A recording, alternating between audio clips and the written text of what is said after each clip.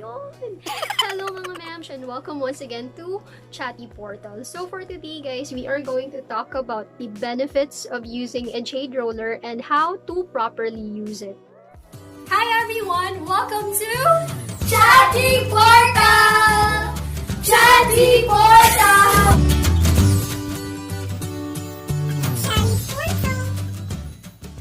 This is actually our second jade roller video here on our channel.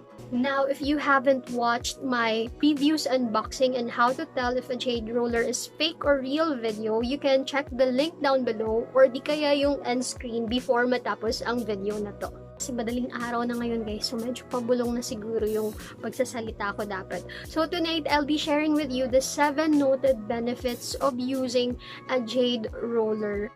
Ito talaga yung mga claim na pwede nyong makuha or maging benefit out of using the jade roller. So tonight, yes, yan yung pag-uusapan natin. But disclaimer lamang po, I'm not a beauty guru or beauty expert. I'm just a beauty enthusiast and I just want to share with you guys yung mga learnings ko din. Out of yun guys, umpisahan ko nang i-share sa inyo yung mga 7 na noted benefits of using a jade roller. So number 1, it claims to relax facial muscles and skin. So kapag ginagamit mo daw religiously ang jade roller ay talagang ma-relax yung iyong mga tensed muscles. Matigas yan na part sa iyong body or sa iyong face, sa iyong skin. So, kapag nagmamassage kayo or magamit kayo ng jade roller regularly, yon magiging soft yan at magiging more relaxed. So, number 2, it claims to provide skin elasticity. So, it claims that it can boost collagen production, thus improving your skin elasticity and providing you a more young-looking skin. So, third, guys, it is said to improve blood circulation and skin tone. So, syempre, kapag nagmamassage kayo, ako mahilig din kasi ako gumamit ng mga massager dito sa ibang parts ng body ko. So, nagpo-provide daw to ng more glowing natural skin. Naturally glowing skin pala. So, number 4, guys, sinasabi na it can also reduce dark circles and dark spots on your face. Bulol. Dark circles and dark spots on your face. So, meron kasi akong nabasa guys na basta daw maganda yung blood flow sa ating system. Like, nare-reduce niya talaga yung scars or mga spots kasi hindi naglaklag sa isang area. Mas mabilis mag-heal yung mga scars or mga dark spots sa ating face. Pero meron pa rin akong dark spots dito. Fifth benefit guys, it is said to minimize puffiness, pores, and wrinkles. So, yan talaga yung naging enticing for me na benefit niya kasi yung face ko guys tabain talaga. Until now, makikita nyo naman parang chubby-chubby siya.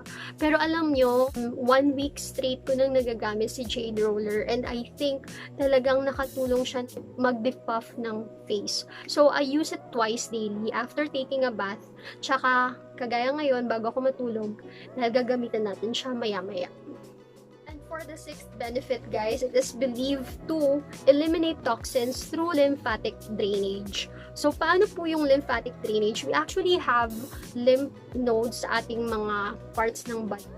So, normal lang naman na nagsiswell daw yung lymph nodes because it plays a vital role in fighting infections sa ating body. Pero, minsan kasi guys, masakit siya.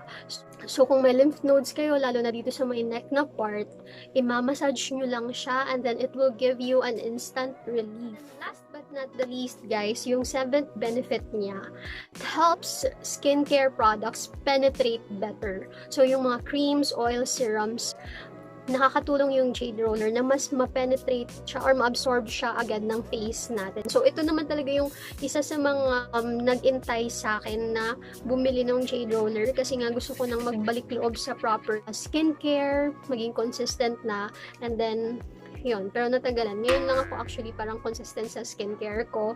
February ko pa na-receive yung product na to, pero parang ngayong week ko lang siya talaga ginamit ng consistent. Guys, kung yung kamay natin yung ginagamit natin pag massage, parang yung minsan yung product na-absorb sa kamay natin at hindi sa face natin or nag-aagaw sila.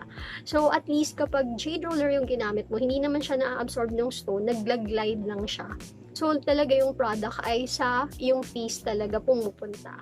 So those are the benefits, and once again, i-flash ko dito guys para ma-remind kayo na yun yung mga benefits of using a jade roller. At kung saan ko siya nakuha, tsadaan! Dito ko siya nakuha sa instruction book.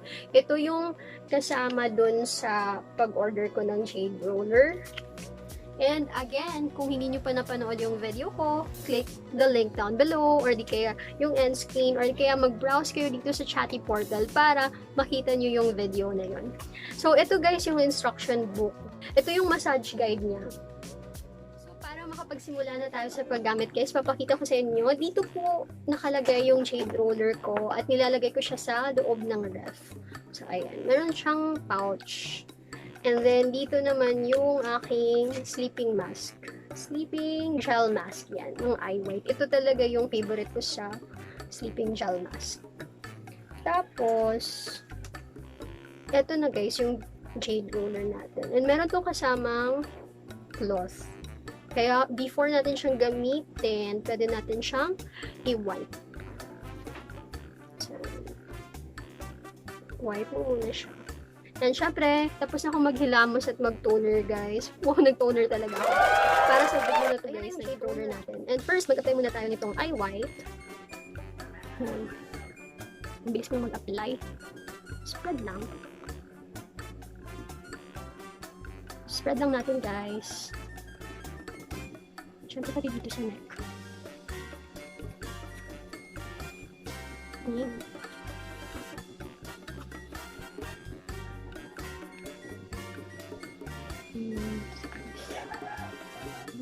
So, yan. Tapos natin siyang i-apply. And ito na yung ating shade roller. So, ngayon guys, gagamitin na natin siya. But then, ito nga yung dapat na tandaan nyo. Tatlo lang naman yung i-share ko sa inyo. When you use one, always remember to use the outward, upward stroke. So, dapat ganun, ganun. So, palabas siya ng face guys, hindi pa pasok. So, yun. Yun yung una yung dapat tandaan kapag gagamitin mo siya. Number 2 guys, if it hurts, feel nyo na masakit siya, then definitely you're doing it wrong. So, kailangan yung i-adjust na maging soft yung stroke nyo. Dapat relaxing yung maging feeling at hindi yung nasasaktan kayo. Baka naman dinidiin nyo masyado sa face nyo. So, dapat light lang na relaxing na stroke. Pero kayo, kung gusto nyo hard at yun yung mas relaxing sa inyo, pwede rin. Guys, don't use it like you're painting on a wall or yung parang nagpipintura kayo. So, dapat yung paggamit nyo sa kanya is one stroke lang.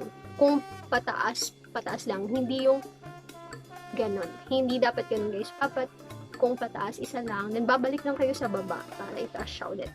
So, those are the 3 things that you have to be reminded of when you use your jade roller. And now, ipapakita ko naman sa inyo guys, yung kung paano talaga ako nag-jade rolling or kung paano ko talaga siya ginagawa for myself. So, hindi naman kailangan guys na susundin nyo kung saan ako nagsisimula talaga. Yung strokes lang din talaga yung dapat yung pakatandaan. Pero, ako personally, ganito ko siya ginagawa. So, I start off with my cheeks.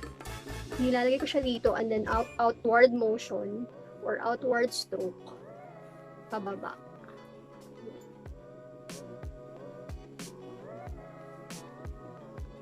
And then sa other side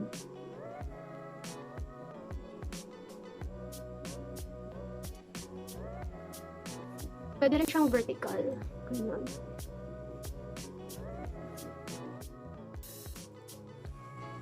So, ganun lang siya guys. And then dito, para mas ma-emphasize yung structure dito sa jawline. Wow! Ma-emphasize yung structure. And then dito naman guys, start here and then go up. So, bahala kayo kung ilang strokes yung gusto nyo. Ako, kung talagang ginaganahan ako, hanggang sa mapagod ako. And then dito naman, sidewards, pero moving out. Madalas kasi sumasakit yung dito ko. So, minamassage ko talaga siya dyan, guys. Tapos, dinidiinan ko. And parang, masarap sa feeling yung na nawawala yung pagka-clog dito. Kasi madalas din, guys, na clog yung sa nose ko. Kung nakapagsubaybay talaga kayo sa mga videos ko, mapapansin nyo na minsan nasal akong magsalita dahil nga clog yung nose ko. Hindi pa ako nakakapagpa-check up. Ewan ko kung sinusitis na or dahil lang sa allergies. And then for this one, guys, itong maliit na to, para naman to sa eyes. So, dapat gentle lang sa part na to. Kasi dito talaga madalas nagkakaroon ng wrinkles.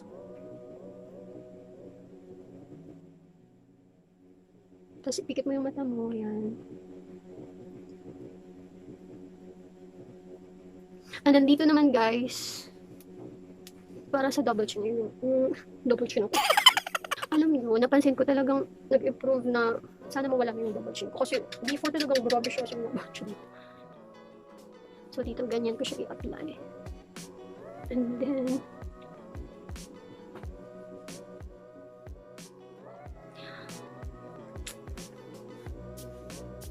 so, it feels good. So, yun, it feels good. So, yun na guys, tapos na tayong mag-shade rolling and right now, I really feel good and talagang soft na yung skin ko at magaan siya sa feeling. And you know what, I'm really happy na binili ko ang jade roller na ito kasi talagang mas ginaganahan akong mag-skincare kasi nga may makakapag-massage ako ng face ko. So, yun, I'm really happy. And kung gusto nyong bumili ng ganito, watch my previous video and meron akong link doon sa Shopee seller para ma-direct kayo doon sa shop niya kung gusto nyong bumili ng jade roller. And ay, nga pala guys, remind ko lang kayo na ingatan nyo siyang hindi ma-drop, lalo na sa tiles. Kasi ito, medyo may crack na siya, konti. Kasi nahulog siya ng kapatid ko at nagkahiwa-hiwala yung parts. Buti na nga lang, hindi talaga siya yung super, nasira. Kasi hindi ko pa din yun masyadong nagagamit nung time na yun. So, yun lang naman. Kailangan nyo lang siyang ingatan. Anyway, that's it guys for today's video of the benefits and how to properly use a jade roller. Mga strokes lang naman yung kailangan yung tandaan. Kasi ayaw natin na instead na lumabas yung mga toxins guys ay maipon sa loob kung papasok yung stroke nyo. So, kailangan outward or upward stroke lang din. So, that's it for today guys and I hope that you liked our video and if you did, don't forget to click on thumbs up below.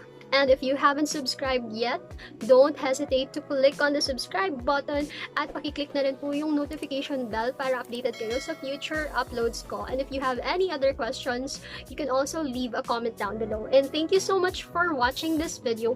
You all have a good day. Bye! Good night!